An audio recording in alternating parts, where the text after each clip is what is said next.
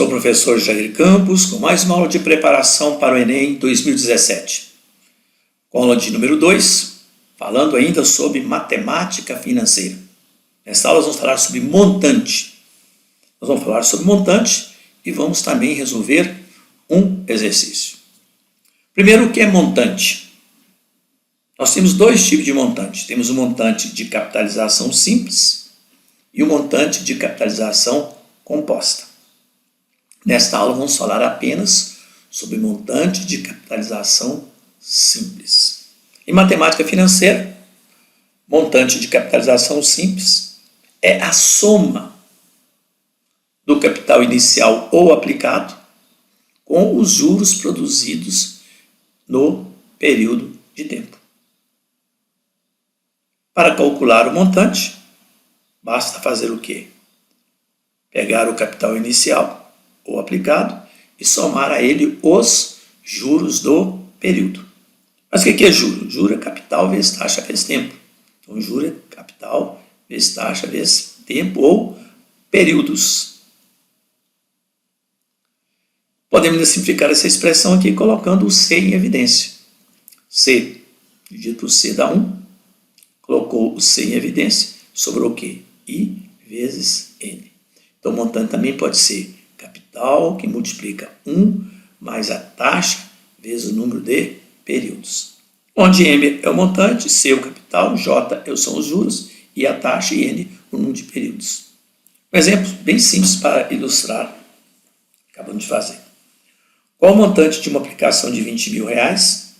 A taxa de juros de 8% ao mês, um período de 6 meses. Então vamos ao cálculo. O montante, capital inicial, 20.000, juros, capital, vezes taxa, vezes o número de períodos, que é 6 meses. E 8% é 0,08. Efetuando os cálculos, vamos encontrar 29.600. Capital, 20.000, mais 9.600 de juros, 29.600. Agora, usando a forma simplificada, capital, que multiplica 1, mais a taxa vezes o número de períodos. 6 vezes 0,08 dá 0,48, mais 1 dá 1,48. Multiplicado por 20.000 também dá 29.600. Agora, vamos resolver uma questão do Enem 2012, aplicando o conceito de montante. Arthur deseja comprar um terreno de Kleber, que lhe oferece as seguintes possibilidades de pagamento. Opção 1, pagar à vista por 55.000. Pagar a prazo, dando uma entrada de 30.000 e mais uma prestação de 26.000 para dali a 6 meses. Opção 3, pagar a prazo, dando uma entrada de 20.000, mais uma prestação de 20.000 para dali a 6 meses, e outra de 18.000 para dali a 12 meses da data da compra. Opção 4, pagar a prazo, dando uma entrada de 15.000 e o restante a 1 ano da data da compra, pagando 39.000. E opção 5, pagar a prazo, dali a 1 ano, o valor de 60.000.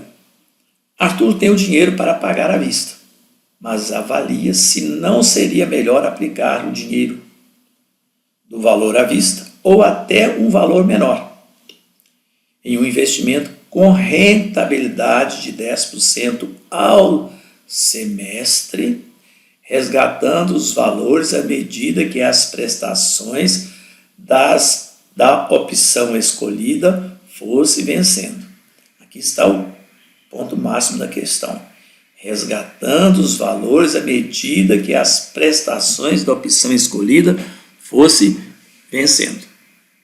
Após avaliar a situação do ponto de vista financeiro e das condições apresentadas, Arthur concluiu que era mais vantajoso financeiramente escolher a opção 1, opção 2, opção 3, opção 4, opção 5. Então vamos à resolução. Opção 1, ele dá os 55, fim de papo. Vantagem só de não ter que pensar mais naquilo. Mas vamos analisar as outras opções. Opção 2. Pagar a prazo, dando uma entrada de 30 mil, mais uma prestação de 26 para dali a 6 meses. O montante, se ele aplicar o restante, o terreno custa 55, você dá 30, vão sobrar 25.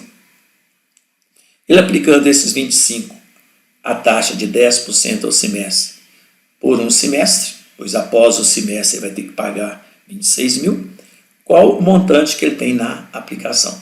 Então, só o montante é o quê?